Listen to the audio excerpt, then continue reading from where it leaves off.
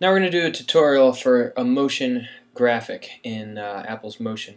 And the first thing we're going to do is go into our C drive. Actually, I'll go to the Finder. Go into our C drive, and I would either make a folder. If you already have a folder, you'd be good to go. And I already have quite a few files in here. So I'm going to go into Motion and add a new project into my stop motion folder on the C drive.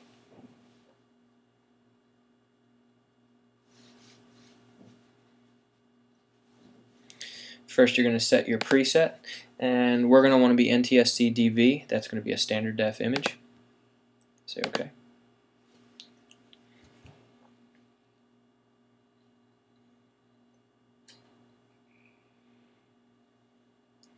Okay, so our project starts untitled. We're going to save it first, so file save as. And I will navigate to my folder on the C drive and set a date.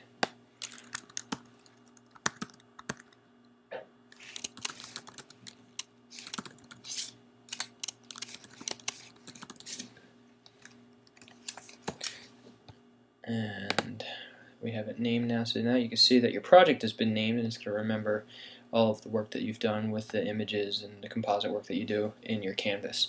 To bring up your layers, you can drag that little 2-hour thing over, and to bring up your timeline, you can drag the 2-lined icon up, and it gives you the ability to see your different layers and then what's going on in time. I'll leave those closed for now.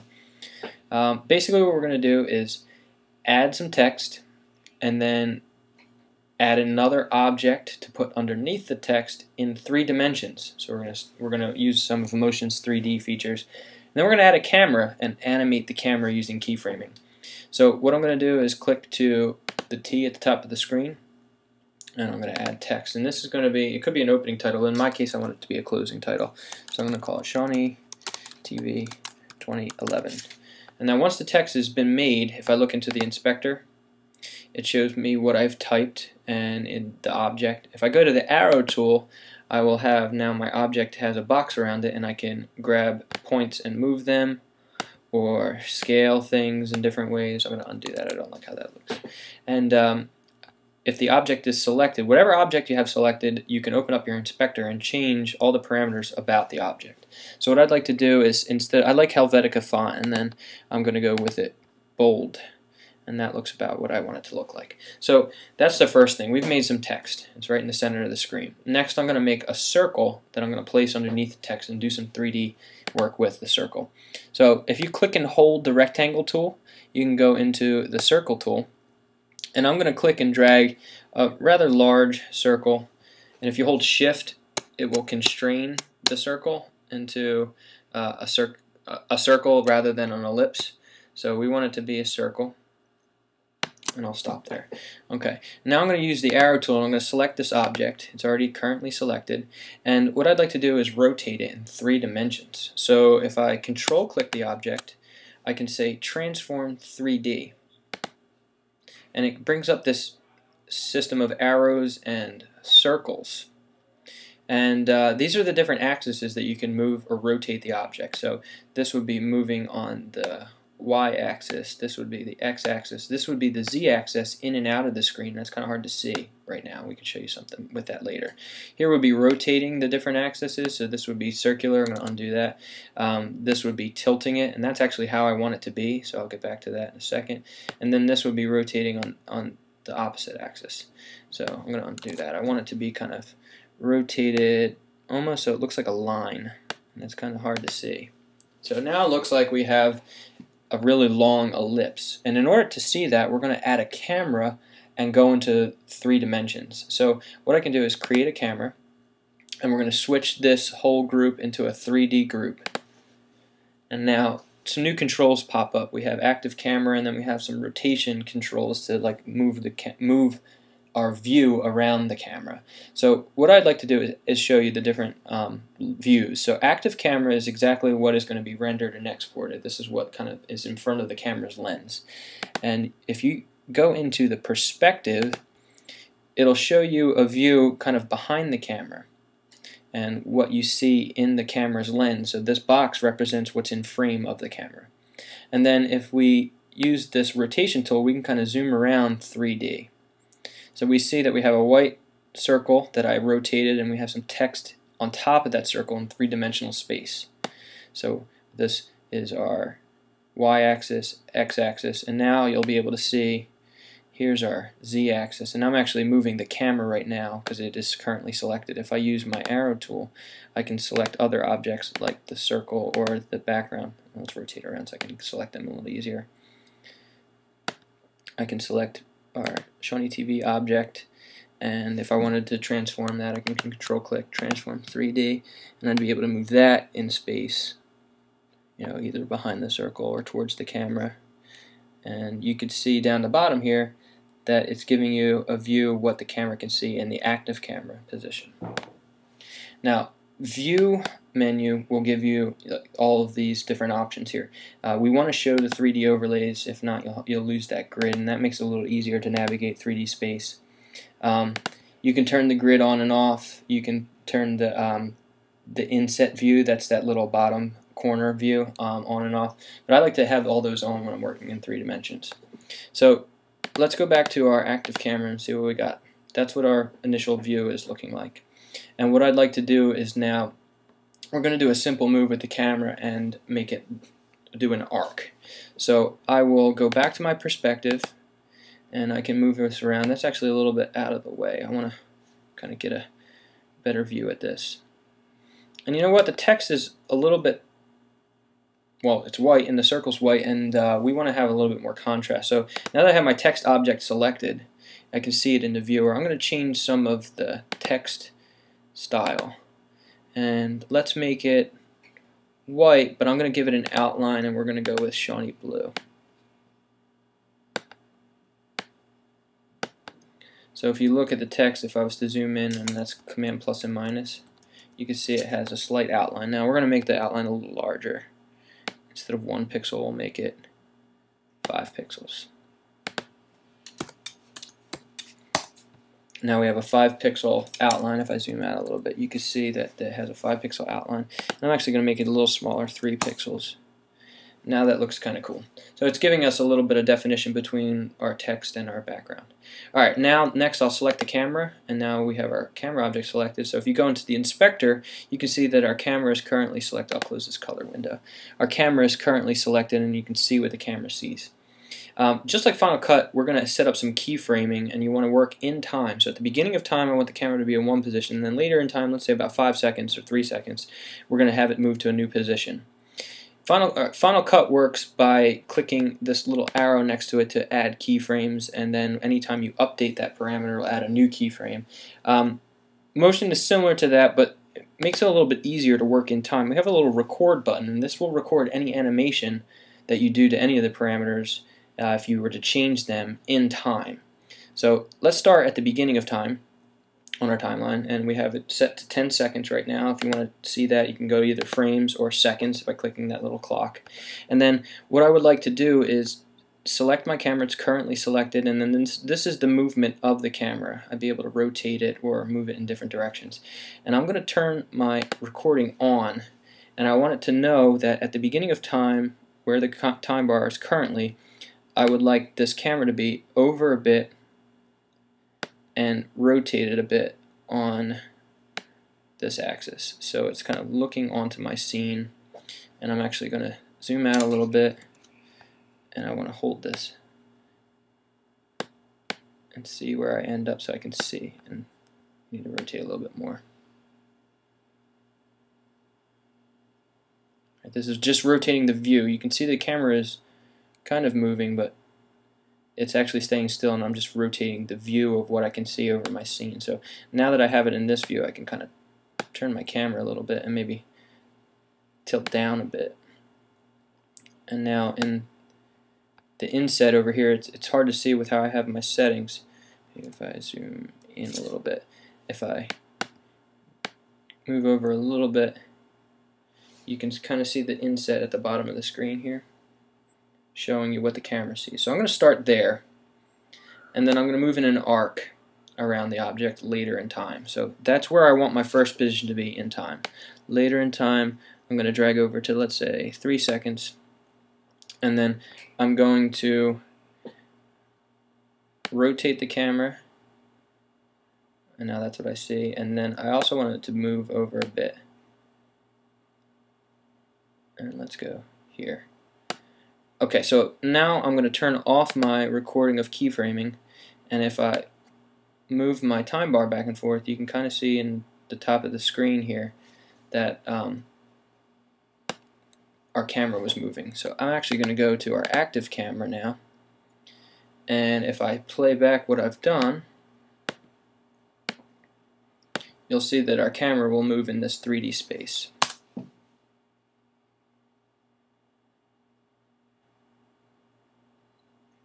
And it's moving kind of slow on my machine. I'm working off of a laptop, but you can tell that it's moving. And if you want this to be a little bit more dramatic, maybe we can do some things with the three-dimensional floor here. Instead of a circle, maybe we can add some vectors. So I'll add a couple of rectangles, just white rectangles. And I'm going to transform this 3 dimensions.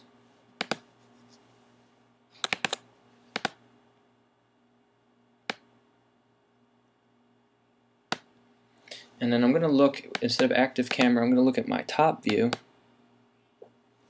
and I'm going to move this object around so it looks like I'm setting up a fan kind of shape.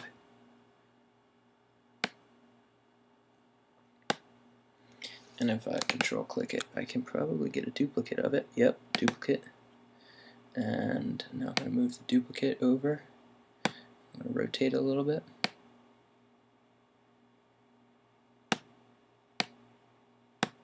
And control click duplicate, and we're going to go here, rotate a little bit more, and I might be able to select multiple objects and duplicate those and move those over and rotate them. Oh, that's kind of cool to rotate them both at the same time. Deselect one, select the other, bring that out. So now I have this kind of rough looking sun shape in front, and that'll set up my floor. If I go back to my active camera, you can kind of see that we're moving in space here. So, and actually look, it put those rectangles in time. So wherever my time bar is when I make a new object, that's where it's going to place them. So I'm actually going to grab all those rectangles and shift click and make sure they're all selected, and move them to the front of the timeline so that they're there the entire time. And drag them out so that they're there for the 10 seconds that I have my timeline set. So now if I drag back and forth, you'll be able to see that my camera is moving around this new floor that I've created. And then one last thing that might be cool is to add a little bit of dimension to our text. Okay, so the next step, I'm going to make the text look a little bit more three-dimensional, and you have to kind of trick motion into being 3D for an object. Motion does a pretty good job with cameras and arranging objects in three-dimensional space, but you can't create 3D objects unless you trick it. So we're going to trick it by selecting the object, and there's 2 ways to do it with text. You can either extrude filter and make it look like it's a little bit longer along the z-axis, or we can replicate it along the z-axis and kind of stack it to make it look like it's 3D. So I'm going to use the second way, which is to replicate, and I've just added the replicator. It's a type of particle, and it added where I had my time bar. So I'm actually going to make sure that that replication starts at the beginning of time. And we don't want it to look like this rectangle. It's kind of, we have columns and rows like you would see on a spreadsheet. We want to switch our object to, or our replicator, to 3D mode and go into box. And now that's kind of cube shaped. And once we have it in this arrangement, we're going to make it so that it's 1 row and 1 column, and then ranks is going to be how deep that this thing is stacked in the z-axis. And we want to change the size of that because this is much further along the z-axis. If I was to go to my perspective, and so you can see how it's stacked back along the z-axis. We're going to change this to a much smaller. Let's go with 10. And now if we were to zoom in, you can kind of see that we have a stack of objects along the z-axis here. And it looks like it's in 3D. I'm going to zoom back out again. And when you add this replicator, it really puts a hurting on the system. Right now my system is crawling and doing some odd things with the graphics. I'm also capturing video for this tutorial, so that's why it looks the way it is. But what I'm going to do is leave the replicator on for this time, and it'll probably turn off around 5 seconds. Actually, I'm going to drag that all the way out to the end. So the camera will do its movement across what we set up in the earlier keyframe, and then it'll stop and stay with this 3D view of our text. And none of these lines will be included in our final render if we turn off our 3D overlays. This is what it's going to look like. Actually, let's go to our active view. Active camera. This is more what it'll look like at the beginning. And then across time it'll look more like this. And actually this text is a little bit strong with that outer edge. So if I drag my layers out, I'm going to select my text group, go into my inspector, and change the outline border width to, instead of 3, we're going to make it 1 again. And now it looks a little bit cleaner with all that 3D work that we had going on. And export this final version into the folder. And the current QuickTime movie, it's going to include alpha channel, which means that you'll be able to see through this graphic if we were to put it on, or you'll be anywhere that was black and didn't have actual graphic elements with 100% opacity, you'll be able to see behind it. So if you had a video beneath this, you could overlay. So I'm going to export. And this could take some time.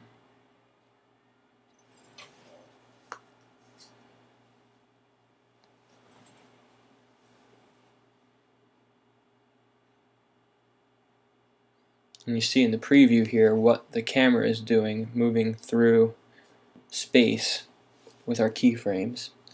And the Shawnee TV text has a little bit of depth to it because of our replicator stacking it in the z-axis. So once it's done exporting in motion, we have our new file in the location where I had selected during the export process, and we're going to bring that into Final Cut. So if I go back to Final Cut, and this was my sequence that I created earlier, I'm going to File, Import Files, or Command I, and I want to import what I just did, and I have this sorted by date modified, so it's at the top. So I'm going to select my movie that I exported and choose it. And note I selected the movie and not the motion file. We want the actual export, not the whole motion file, to be imported in. So now I have my movie, and I'm going to drag that to the timeline, and I want this to happen at the end after it goes to black.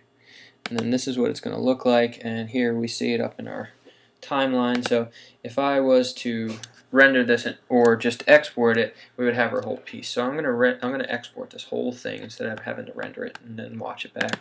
File, export, QuickTime movie, and I'm going to call this the date, and this is a wake up graphic, and it's a stop motion also, because it was a series of pictures that were arranged in the timeline. So I'll save this, and after we finish our export, we'll take a look. Okay, so we've exported from Final Cut, and here it is in our project folder, and if I hit the space bar, I should be able to preview what it looks like.